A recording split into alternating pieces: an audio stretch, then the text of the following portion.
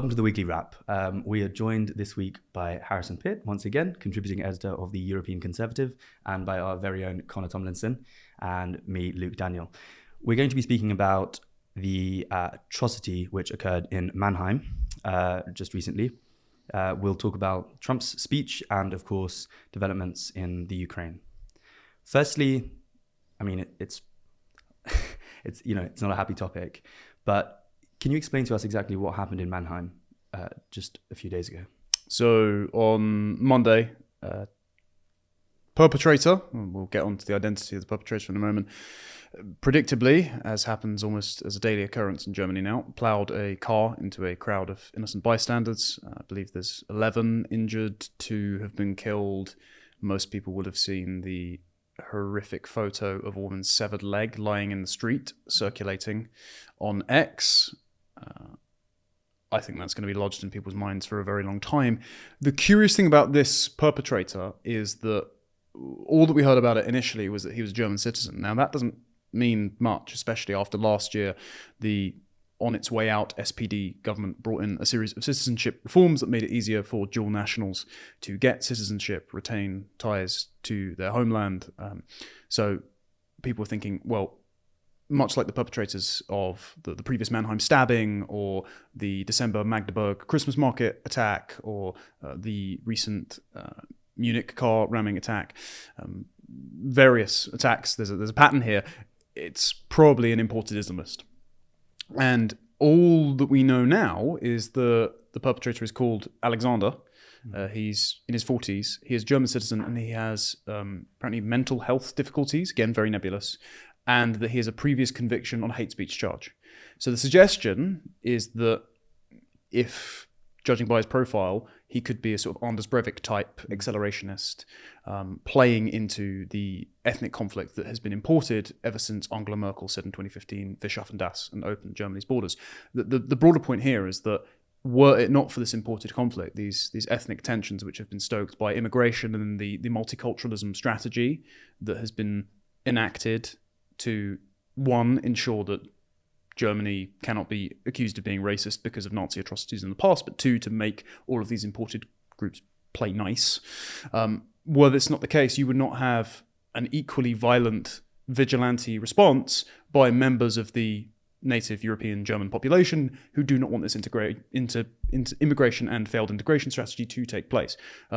David Betts recently spoke about this on Louise Perry's podcast, the fact that governments are very aware that because of immigration and multiculturalism, there is going to be ethnic conflict between members of the settled population who voted against this and tribal diasporas, particularly from the Muslim community, and they're worried there could be attacks on critical infrastructure or street skirmishes like the armed attacks that we saw in the aftermath of Southport last year. And it seems that governments only want to clamp down on complaints by the native population through speech codes, through shaking their head and fist at JD Vance when he says maybe you shouldn't censor members of your population in opposition parties like the AFD, rather than revert course on these policies that have caused these attacks from now seeing both sides of the fence to come with increasing frequency. So, I wrote for Courage Media just saying this should be another never again moment. We shouldn't create the climate which incentivizes these attacks to take place and injure and take the life of men, women and children. Well, I suppose you spoke about Southport. I suppose the response of Keir Starmer and the police, which, was apparently what seemed very one-sided, right, against the British population, the people who were protesting against Southport. It's kind of logical, right? In the sense that if you do have a massive population who decide, actually, I am going to play into these games, these sort of ethnic conflict, sort of games, it's a very dangerous and unruly thing. And so if you've imported these kind of divisions and you're not ready to sort of wheel them back, it could look pretty nasty. Yes, I mean it's only logical if you think that putting a pot on a sputtering, boiling over cauldron trying to clamp the lid down is going to stop the sputtering rather than just turning off the heater And that's source. what you think politicians are doing right now. Yeah, in the West. that's it. I mean, the best example of this is what I've written on for Courage before with RICU. RICU being the Research Information Communications Unit at the UK Home Office, which manage the response to terror attacks to tell the victims' families don't look back in anger. They never at any point, and this is because of an outsized influence of the Islamic network within the Home Office on government policy, they never at any point think maybe we should stop importing through our porous borders Islamic terrorists who have nothing but contempt for our race, our religion, and our way of life. Instead, they just go, we should tell the native population this is not the true face of Islam. Here's 100 imams bust out to the site to say that actually the majority are showing love and solidarity here, and we're going to pretend that there is not a predictable pattern to these assailants, to these attackers, and that the climate we've created politically incentivizes these kinds of attacks. I just think you create a different political climate by listening to the organic will of the population that say, look, this strategy isn't working. These people don't want to live with us and alongside us. Therefore, stop bringing these people in. Why do you think these stories keep emerging from Germany in particular? It seems like there's been a huge surge of these attacks happening in Germany at the moment. Is it purely a numbers thing? I think it's a numbers, it's a source of immigration thing. Immediately after Angela Merkel announced the openness policy in the aftermath of the European refugee crisis, you got a majority of new entrants, a million in the following year coming from places like Syria and Afghanistan, majority of them men. If you're not vetting them, they could have been involved in terror activities in those countries and just replicating it there. I think the broader political climate makes it seem like almost like sleeper agents of an international terror cell are being activated in response to Iran's waning grip. Now that the Trump administration and the Biden administration are out and they're not getting cash kickbacks, now that it looks like Hamas is losing the conflict with Palestine, I think that all of those people sympathetic to the broader global terror network that have been installed in European countries are now thinking, now's my time. And so what you should do is you should set your border policy according to that and mitigate that risk. And if you want to take in people from other countries, ensure that they're not from countries where this is a particular problem. But instead, in Germany especially, because ever since the hard borders of Nazi racism caused atrocities like the Holocaust, they think they have to run open arms to pathological openness, which mandates they cannot notice any distinctions between peoples, nations, cultures, histories, etc. Everyone's just one big blank slate because it's the complete opposite to Nazi racism. But as we're seeing, that has its own fallacies and can lead to its own atrocities. And I'm interested, you mentioned that image of the leg, and I don't know if any viewers have seen it going around on Twitter. It's obviously a horrifying sight. You mentioned that it might sort of be seared into the public's imagination. But I wonder whether that's, I don't want to say optimistic, but whether that's actually realistic. Lots of people were comparing it to that sort of image of, I think, the Syrian boy who'd been washed ashore when trying to sort of travel on a boat over the Mediterranean to become a refugee. Is there any hope that we would see like this image of this leg, this horrible image, sort of like lasting, or is it just sort of fleeting 5 minutes news cycle fodder? I think it's entirely dependent on the politicians who understand the concerns of the population which are not being heard by Europe's current leaders to take up that image and other images like it, which are going to be reproduced the more we do these policies, in the same way that Angela Merkel took up the photo of the drowned Syrian boy. Because the reason that photo carried so much weight is because the political priors had softened the likes of Angela Merkel, David Cameron, etc. to that position before that image ever came out. And they are very clod-eared, per their response to J.D. Vance's speech in Munich, to concerns about immigration, integration, migrant crime, etc. So I would say as well, one of the hallmarks of ideology is that it shapes perception. It usually doesn't follow on the heels of perception. And so if you have a political class which is predisposed to think in what I would call minoritarian terms, in other words, particularly in the case of Germany, minorities are an ever-threatened group who warrant special protection and who are incipient victims in a society organized around the interests of the majority. This is the whole sort of ideology of systemic racism, the idea that these pathologies suffuse our society already, and therefore there's nothing political about pointing them out. In fact, the political thing to do is to ignore them. And that therefore what you need is a sort of curative onslaught by an activist class in order to treat different groups unequally in order to make them equal. That's basically what minoritarian ideology is. It's furthest advanced in Germany because it's an overcorrection from the Nazi horrors that Connor just spoke about. So when you have a political class which is already conditioned to respond to stimuli in those terms, Alan Kurdi's body washed up on the beach, which obviously is traumatic for any person to see, but that has someone who is predisposed to think in minoritarian terms is going to draw different conclusions from seeing that than someone like me or Connor or you, who is a little bit more hard-headed and a little less sentimental.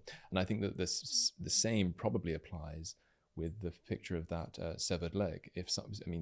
Certain people will be ideologically predisposed to ignore it, and others will be ideologically predisposed to notice it and to want to act accordingly. And so not until the ideological spell through which we're living passes, it won't be until then that we can, and it sounds a bit perverse under the circumstances, but I know what you mean, be optimistic about the transformative nature of those sorts of images.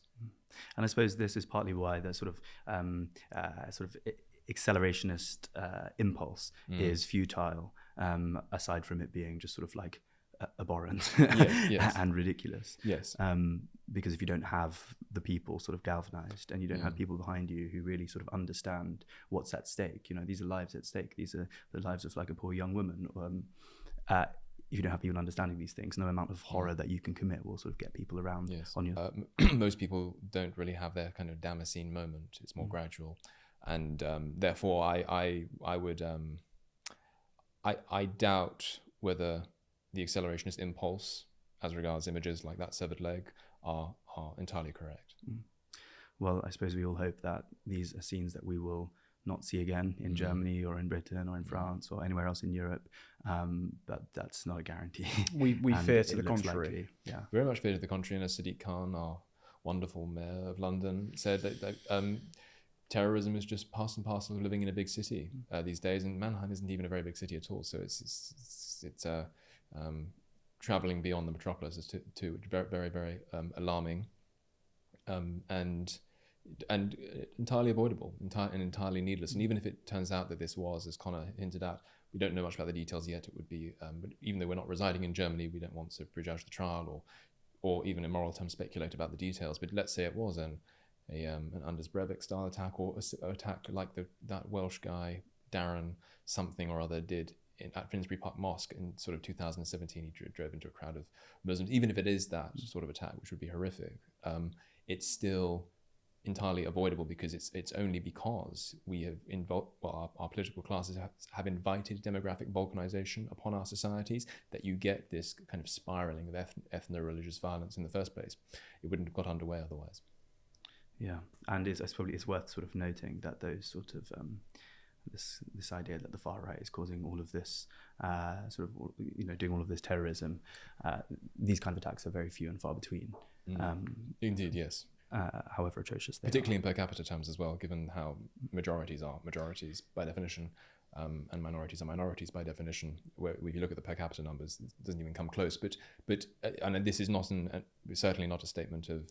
But if the issue isn't dealt with, it's something we might see more of, and that's why our political class absolutely has to get ahead of the issue, be adults in the room, and roll back some of the causes of these things. Okay, just before we move on from that, one final thing I wanted to ask. You sort of mentioned what the Mayor of London said. It is sort of a fact of life now that a lot of these attacks seem very normal. If so, there's a sort of terrorist attacks happens in sort of a regional part of the country. It's often found on sort of BBC, maybe not even top of the homepage, regional news. You kind of hear about it a couple of years later, sometimes with the real details when someone's actually been convicted. There's an idea that this is just part and parcel of the news cycle. You walk around London and you can see the architecture which has sprung up to sort of make sure that people can't run, lorries or vans down over the bridge and into crowds of people, diversity bollards, all of these sorts of things, if you want to call them that. And it wasn't like that when I was younger. This has been a rapid change, and it is just so ordinary and pedestrian. How can you sort of like bring a population which is so used to these things happening, just thinks it's part of, you know, the ordinary part and parcel of life? How do you bring that population to understand, actually, this is something that didn't used to happen, this is something that doesn't have to happen in the future, and, you know, here are the steps that we can do to avoid that? Very, very difficult. You're right. People have limited bandwidths. This is partly the cause of my skepticism about the radicalizing nature of images like that. I just think that, I mean, I when we were growing up, does everyone remember what a kind of media circus there was around Madeleine McCann's disappearance in Portugal? The case of the tragic case in the 90s, which I wasn't around for, but of Jamie Bolger, that apparently people who I know in my family who were there at the time, this was a boy who was very brutally murdered. He was kidnapped at a supermarket by two 14-year-old good-for-nothings and tortured and murdered, and I think it was in somewhere like Newcastle, and this occupied headlines for about 6 months to a year. And you're right, broke the country. Completely broke the country. Completely transformed our criminal justice system. Indeed. We had to change lots of things to accommodate a new kind of horror. Indeed, and when that sort of thing isn't happening all of the time, it naturally takes on that level of salience. And when it is happening all the time, the salience is weakened with every fresh blow, with every fresh casualty of diversity has less salience than the last one. So I agree that this is a problem, but I do nevertheless think that there is a gradual drip cumulative effect, such that it makes it easier for politicians who want to do something about this, or people like us who want to do something about this in our own way, not being politicians, of course, to make the case for a radical realignment in our politics. And we can see that that is happening slowly but surely across most of the Western world.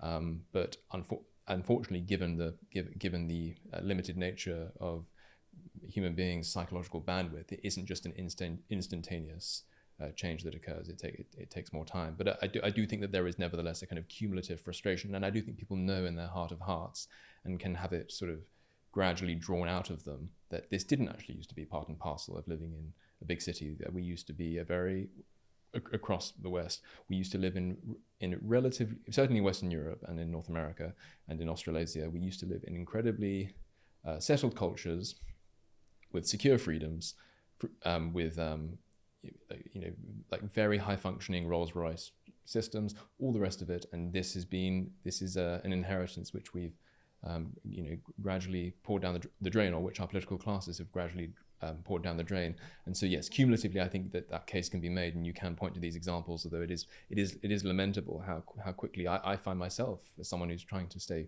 relatively clued in, forgetting about them. I mean, I probably won't even be thinking about this in 2 weeks' time, and that in and of itself is a pretty damning indictment on our political classes. Yeah, I mean, certainly with the Mannheim stuff, I realised actually I don't know the details really. I knew something happened. I have to sort of go actively search out for it, look everything up.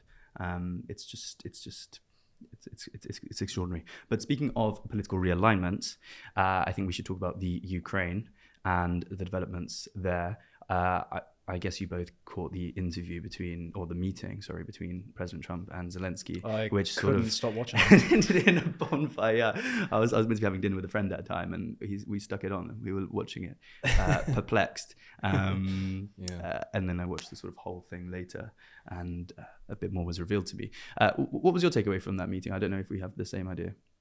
I read your piece on it. Mm-hmm. I did agree that it was a pretty sore strategic blunder for Volodymyr Zelensky to walk into the meeting and either act entitled to American support and fail to distinguish between America the nation and America's leaders. Because if you notice, whenever he was asked, I think by a Ukrainian supporter, do you think that America has your back? He said, America has always supported us. And Trump said, well, I've got him in the room now. Trump is speaking very much as, I'm doing the right thing. I'm cleaning up Biden's mess. Whereas Zelensky just seems Trump as one of many interchangeable figureheads that is appointed the head of the global American hegemon and is just administering the rules-based international order, which, if you just play out its premises, Putin being the second incarnation of Hitler, Zelensky being the second incarnation of Churchill, you have to give me money in order to defeat Hitler. And Trump wasn't playing it very much like that. And Trump instead kept giving him an out. And he kept saying, look, I'm giving you an economic security guarantee.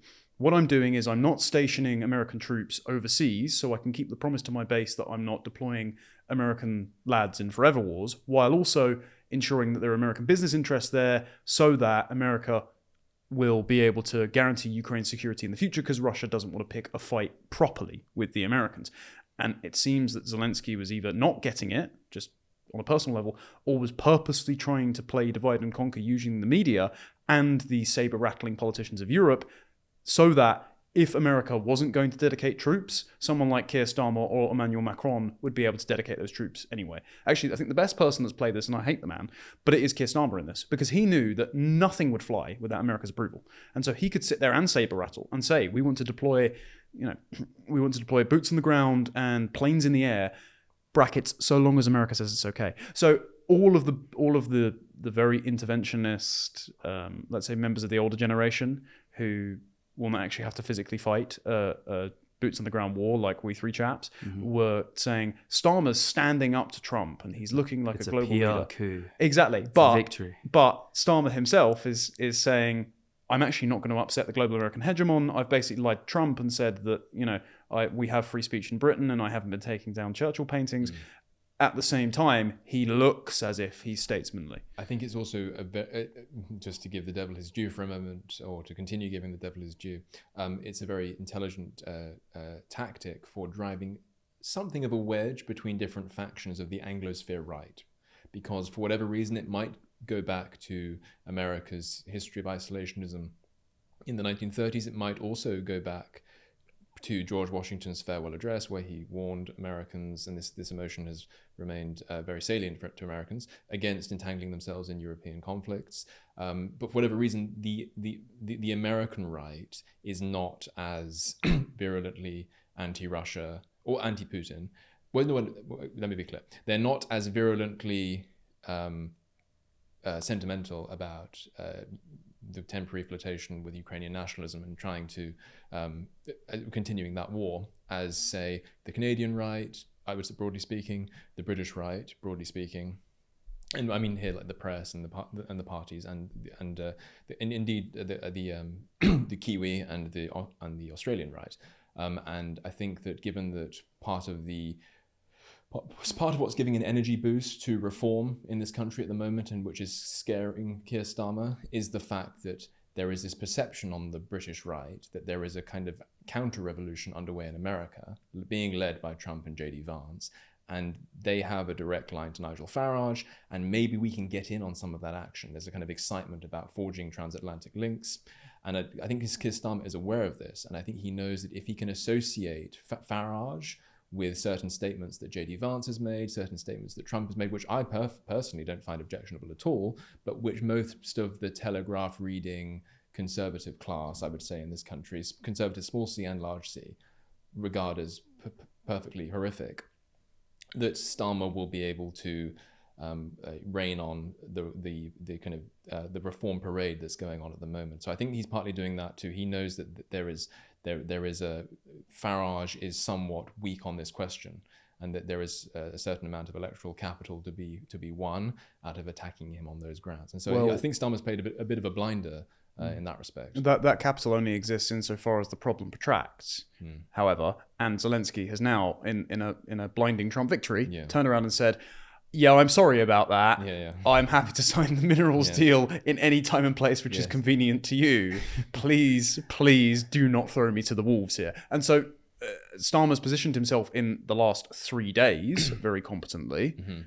Whether that has legs. Whether he will continue to use it won't, as long as he can't exploit the issue. And I think that Trump's foreign policy of recognizing that America is an empire, and rather than thinking of itself as a soft power spreading human rights and democracy and pride parades across the world esoteric empire, he's just saying, no, we're an exoteric empire. We're going to go and offer Greenland the opportunity to annex yourselves to be the 51st state. We're going to say to Ukraine, you only get our security guarantee if NATO front the money, and also you can give us something back. Like, all of this means that he can stand on the world stage against tyrants, yes, but also just strongmen figures who do not abide by the rules-based international order and are not constrained by it. And he's not constrained by it in the exact same way, because he recognized that America is the rule-setting nation, and Keir Starmer is very much like the rules-based international order in a badly fitting suit. So he's a rule follower, and you cannot campaign if there's no more crisis that requires a constant invocation of the rules-based international order. He doesn't have anything else to go on. So I think it's a Trump victory. Hopefully the Ukraine war draws itself to a conclusion, and we don't all get drafted to die in some ditch in Kyiv. I hope so too. I really do. Could it also be long-term a European victory? It's an interesting moment for the sort of the global American empire, right? Where you have a leader who is very oddly, offering client states and protectorates, which we are here in Europe, offering them, a certain amount of independence, agency, saying you guys should remilitarize, you have a duty to, and maybe reindustrialize off the back of that. It's kind of a rare thing for an imperial overlord to allow. Do you think that European politicians will take the opportunity to take the threat seriously, and there will be serious discussions about what we do with our military capabilities? Yes, this is possible. I also think that it's very interesting that and somewhat rich. Like I think it was very meaningful when Vance made that address to Europeans at the Munich Security Conference. It was I almost wonder whether it was partly a Straussian move on J.D. Vance's part to stimulate Europeans into thinking more nationalistically, even if it has anti-American origins. It might mean that America can extricate itself from Europe or limit its commitments in Europe and then pivot to Asia, which is something that the Americans have been speaking about since the Obama years, frankly, and yet they've always struggled to do it because there's just been so much inertia around NATO and all the rest of it. I think that, but I do think that the Europeans are not very coherent on this. Many of them are very, very idealistic. The very idea that they have so much inertia around the fact that, well, America, it provides our security umbrella, and it has done for forever as far as they're concerned. And so the idea of remilitarizing, particularly in the case of a country like Germany, it kind of scares the heebie-jeebies out of European leaders. Is that the technical term? That is the technical term. It makes them feel very nervous, the idea that they might have to police their own backyard, the idea that they might have to engage in diplomacy and statecraft rather than just saber-rattling and engaging in highly moralistic, idealistic talk that may make the speaker feel good, but which doesn't enact much good in the real world at all. So no, I don't think that this will unify the Europeans. Even within the European right, there's a very varied ideological smorgasbord in terms of attitudes towards America and Ukraine, Russia. I mean, Giorgia Meloni is a thoroughgoing Atlanticist. She's like hyper committed to Ukraine. Orban regards himself as more of a realist, interested in prioritizing Hungary's national interest. Hungary's on the border with Ukraine, so he therefore wants to minimize fighting in that region. The Poles I like Poles a lot, but they're virulently anti-Russian for understandable reasons, given their history, and therefore I've met people in the Baltic states as well. I've spoken to strategic thinkers in the Baltic states who speak about Russia in terms that I just find pretty demented. Not that I don't understand it, but in terms of the actual strategy, and it puts me in mind of a remark that was made by A.J.P. Taylor about 20th century history, where he said, throughout 20th century history, idealists killed more people than cynics did. And Trump may be cynical, he may be transactional, but he's probably going to get fewer people killed on that account. And so I would urge for Europeans to adopt a similar tact and to think of their own interest, in the same way that what Trump is sort of doing is he's saying, look, if America is going to be a global player, an empire, if you will, then the citizens of the United States should not be viewed as the pawns in this enterprise. They should be viewed as shareholders in this enterprise, people who get something out of it.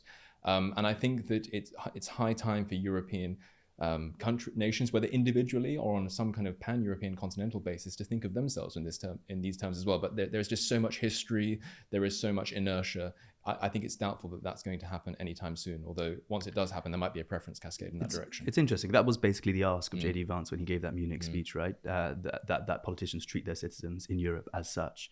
I mean, it was kind of incredibly rousing. He said, if you have a civilization, you should defend it. If you want to, you should defend it. If you like it, I think European countries would be seriously considering what that actually means now. And you're right to say, it's easy to sort of saber rattle if you've got 80,000 of someone else's troops, protecting your border. Yeah. But it's made Europe soft. And I don't think they'll consider it though. You don't think they will? No. So I'm the optimist. There's two very strong factors for why they won't. I will also say, as far as the European right being split, one person we didn't mention or country we didn't mention is the UK. Not just the Conservative Party completely aligned behind Ukraine, but Nigel Farage in the last month has taken two completely different positions, where he said that NATO membership may be conditional for Ukraine to acquiesce to a ceasefire or a peace deal, and then has turned around and said, well, Zelensky should have put up and shut up and listen to what Trump said. I much prefer the second statement, but incoherent. The split is him personally, for example. The two reasons they won't do this is immigration and energy. If you cannot meet recruitment targets because you are actively sabotaging your own demographics and thereby your own culture to create a non-cohesive society full of people that either feel there is nothing to fight for, or this isn't actually their country, let alone is Ukraine a sister state of their country, so why should we sign up to the military to defend it? You're not going to hit recruitment targets. Whereas the American military, despite saying, we're going to get out of wars, has just had its best recruitment month in 15 years. The other factor is also energy. Remember, last year, European member states spent more money on Russian gas exports than they did on aid to Ukraine. And they're not going to reverse the net zero policies. One, they're not going to go back to nuclear, because Germany still insists on closing down its nuclear power plants, because Fukushima had a meltdown because of a tsunami, and Angela Merkel thought that this meant that Germany's going to become the next Ukraine and succumb to Chernobyl or something, and so set about dismantling Germany's energy security, and hey presto, they're buying from Russia. They're not going to avert course on that. This is what I couldn't understand as well. The minerals deal from Ukraine is going after all the rare earth minerals that the likes of Ed Miliband needs to build his solar panels and his wind turbines, and they're not leaping at the prospect of disrupting that supply chain from otherwise buying it from China and its Belt and Road scheme. This is what I think actually that Blair understands why Peter Mandelson broke with the Labour Party, because he's getting whisperings from Blair. Blair wants to challenge China in Africa for these mineral deposits using the Blair Institute. And so he's probably thinking, great, if the West is securing mineral deals, this is going to be lucrative for me and it makes more sense. But Labour didn't jump on this. They didn't think, actually, a minerals deal with America downstream of Ukraine, Canada, Greenland, and that would be great for our net zero goals. So they're so short-sighted that they're sabotaging their own energy security. They're sabotaging their own steel production. They are going cap in hand to Russia for gas exports. And they're sabotaging their own demographics and culture to create a recruiting pool from which a renewed military would replenish itself. So yeah, they might spend more on defense, but it's less effective. They can't make equipment, and they can't keep the lights on, or the men holding the guns. So I think Europe's kind of screwed on all these fronts. I think that's a wonderful point. And let me just add two very, very miserable facts. In case you weren't all running a bath with razor blades already. Which sharpen We're the about point to be even go more ahead. so. Britain now Professor Small. boasts a mere 73,000 enlisted soldiers. That's the first fact. The second fact is that is fewer soldiers than Hitler allowed to Vichy France once he had conquered France in May of 1940. And I'll add a third fact in for good measure. And this is a very conservative estimate, and I'm sure Connell will agree with me on this judgment, because it's not entirely clear how many illegal immigrants there are in Britain at the moment. But at the very least, as a conservative estimate, we probably have 10 times more fighting age male illegal immigrants in Britain than we do enlisted soldiers. And it's probably higher even than that. That is A depressing actually a fact. crazy statistic when you put it like that. We have the lowest number of reservists since the Napoleonic Wars. Okay, sign up, boys. Give me something to sign up for. I actually is do the have a lot of point. friends who, well, this Yeah. is exactly it, Yeah. and this is the point that you were making. I do wonder, though, to what degree Labour's enthusiastic support of the Ukraine is actually downstream from some realpolitik with regards to minerals and things like this. But I suppose we can't ever fully know that. It's an interesting time. And it looks like it looks like Zelensky's come round. There were people who were suggesting that the mineral deal was so awful that Zelensky actually, very cleverly disrupted that meeting on purpose. but it looks now like it was just a diplomatic kerfuffle. I would say that Trump and Vance didn't come off wonderfully Really? From it. Yeah, I thought they were excellent. Really. Why did you think that? I would just say, like, tone does matter in diplomacy, like, and then also sort of airing the weaknesses and grievances of an ally. And someone that you hope to continue to be an ally when they sign the deal in the back room and all these sorts of things, just probably isn't a great thing. You're having trouble with conscription, you're having trouble with this. He's trying to keep morale up back home.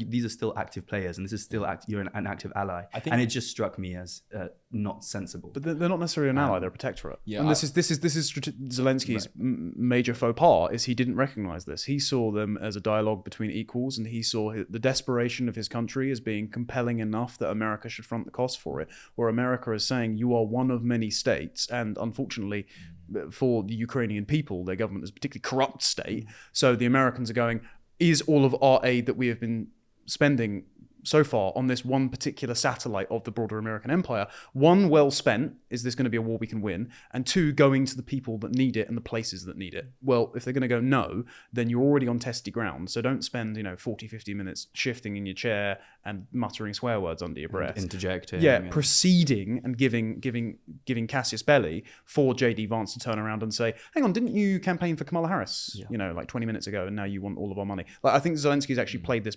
really poorly throughout. And I think the way that the global media, particularly Hollywood with Ben Stiller going out there and Vogue doing a photo shoot in the early days of the war, have helped him stage manage his appearance. It fed into a level of arrogance where he thought he would be able to get away with that and still get his paycheck. I think that was just a really bad idea. But it's like what I wrote in the piece. He will have never been in a room where that sort of reality has been recognized. And I think he simply didn't know what to do with it. So, you can support Ukraine and criticize its leadership at the same time. Trump, more generally, he gave his big speech to Congress. I think it was like the longest speech that's ever been. Broke Bill Clinton's record, yes. Right. It was like a rally. It wasn't, though. It wasn't a State of the Union address, which I find very notable, because the first person to coin the phrase State of the Union, and I wrote this in my piece for Courage, was Franklin Delano Roosevelt. And if anyone, Trump can be seen as being an anti-president of, it's not Biden, it's FDR. Because FDR's New Deal, his sort of Great Society plans, instantiated the architecture of the modern American deep state. It's not just the construction of the welfare state with Social Security, but it's also the ballooning of the bureaucracy from, I think it was 500,000 members to 3.5 million by the time he left office in 1945, or died, rather. And so what Trump is doing with Doge, with all of his executive orders, with his campaign pledges, is gutting out the architecture and the funding mechanisms of said deep state. So even if it wasn't intentional, the fact that it wasn't a State of the Union address was particularly symbolic. Yeah, I mean, Curtis Yarvin, our friend, likes to sort of wax lyrical about FDR, and I suppose Trump as like the new king. Well, yeah, he's up the mantle, an exoteric monarch. Yeah. So in terms of the speech itself, I mean, we had a few notable things stand out. The tariffs, which we should talk about, and is something which I suppose divides conservative opinion in America. Energy sovereignty. I mean, drill, baby, drill. I think that was one of the main themes of Trump's speech. Sort of peeling back all of the sort of eco legislation and just laying new pipelines down in Alaska, for example. And like you said, that sort of expansionist inclination. Greenland. He went for Greenland again. He said, did. We want it. But I think we're going to get it one way or another, I think is what he said, which sounds a bit like a threat. Okay, so there's a couple of things on that. I mean, all of these things, including mineral prospecting within the United States, is to create political stability and economic stability through hard asset supply chains. This is why he wants more say over Canada. It's not just to stop Chinese triads pouring fentanyl over the northern border, or all the Islamic terrorists that are coming from places like Quebec. That matters, but it's not. What he wants is lumber, gold, gas, oil, minerals. And so ensuring compliance with American tariffs, and also using a sort of tariff stalemate policy, which he's bringing in a couple of months to ensure that the tariffs are repealed unless they're going to be matched unless they're repealed, means that he's got a set of political guarantees, which can then be translated into economic guarantees. It's kind of the inverse of what he's doing in Ukraine. And so this creates like reliable supply chains. It creates reliable shipping lanes if he gets Greenland. So he's got control over the Atlantic. He's got control over the Suez with Israel. If he controls Ukraine, Canal. exactly. He wants that back. Yeah, exactly. So all of those are very clever, and all those are very strategic.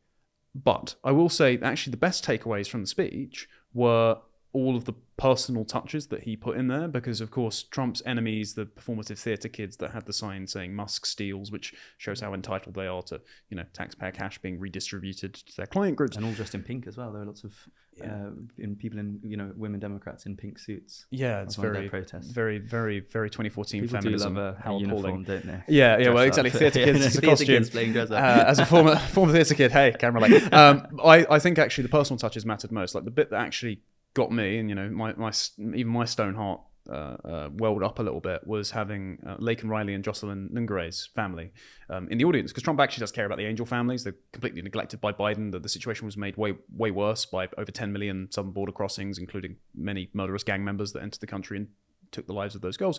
When Trump turned around and said, there's a national park at the Gulf of America, there's an animal sanctuary, I think it's 34,000 acres, and we're going to rename it. And right now, I'm going to sign the executive order renaming it in honor of Jocelyn Nungare. It's beautiful. And it means that, you can try and recast Trump as a cynical demagogue who hates women and minorities and only wants to do this for his own power. He didn't need to do that. He didn't need to do that, and he actually does care. Like a grandfather to his own kids, he actually cares, and I thought that was the highlight of the speech. Not just the exoteric waxing lyrical about America being a proper world leader in a global empire. No, the fact that he cares about all of the people the Biden administration let down, and he's going to correct it. If those pink-clothed Democrats are theatre kids, then Trump is the theatre virtuoso, I would say, because he knows exactly what he's doing, and their sort of sour-faced demeanor as he was landing these rhetorical blows, and also having some touching moments as well. They were so much part of the whole drama, and I found it very enjoyable and entertaining to watch, and moving at times as well, even despite my English sensibilities and general I've got pretty strong, hyper strong antennae for sentimentality, and I'm not a fan of it. I did find it moving in places, or slightly ludicrous in others, but moving in places. That tends to be my reaction to American political theatre, even when conducted by someone as gifted as Trump when it comes to producing those sorts of things. I did think, though, that it did make me hope that there is going to be more detail forthcoming in the future. I don't like that he didn't mention the wall, because you can't have a sort of a de facto convention in American politics that every time a Democrat gets into the office, 10 to 15 million illegals are just going to be imported into the country, and then the next administration is sadly deportation numbers have been very low lately because ICE has limited resources. They've only been doing about 1,000, 1,500 a day. It should probably, if Trump wants to do as Tom Homan has promised and deport 10 times more illegal aliens from the homeland as Dwight Eisenhower did in the 1950s, he's probably going to have to times that number 5-fold or 10-fold. So it's a serious logistical challenge, and that would require congressional approval. And I found it interesting that it was an address to Congress, where what the president is usually supposed to do in those kinds of scenarios is outline what bills that are going to be forthcoming that for which he wants congressional approval. And there was very little of that sort of future-oriented detail. It was much more retrospective, which isn't to say I didn't enjoy it, political theatre, but it was almost as if all of the executive orders were sort of built up so that Trump could have this sort of hurrah moment.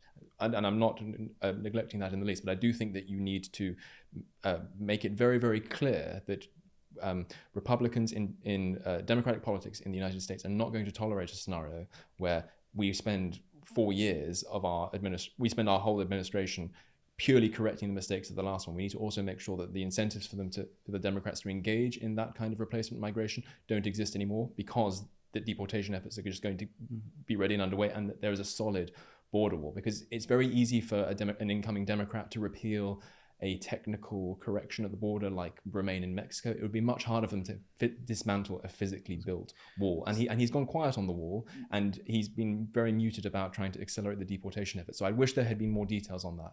Right. So do you think that Americans fear that you might have sort of Trump first term scenario where he sort of actually just doesn't. He did not build that wall. I don't think there's any. It's certainly better than the first term. I'm not saying it's not. He certainly seems much more prepared for it. Although those executive orders were ready to go, he had his sort of incoming team. He didn't have to rely on people like Paul Ryan and people like what's the other one called? Who's the other? Mitch McConnell. Mitch McConnell. He didn't have to rely on those people to handpick who the members of his administration was going to be.